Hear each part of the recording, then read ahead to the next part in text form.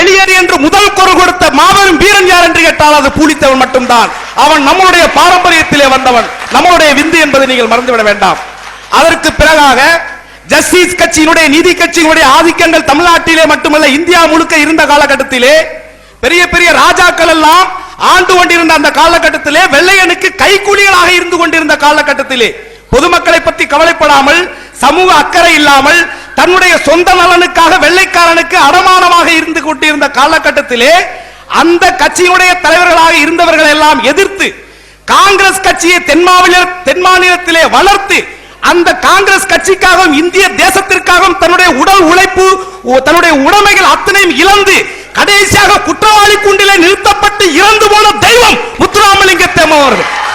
அந்த முத்துராமலிங்க தேவர் விட உனக்கு இந்த நாட்டிற்காக சுதந்திரத்திற்காக போரிட்டவர்களை வேறு யாரை எதை பத்தி வேற என்ன விளக்க வேணும்?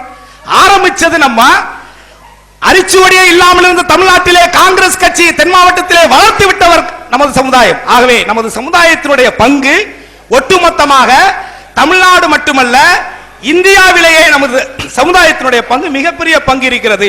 அதுவும் சுதந்திர போராட்டத்திற்கான பங்கு நிறைய இருக்குது. இத பத்தி பேசினா 1 2 3 இல்ல, அது வளவளன்னு போயிட்டே இருக்கும்.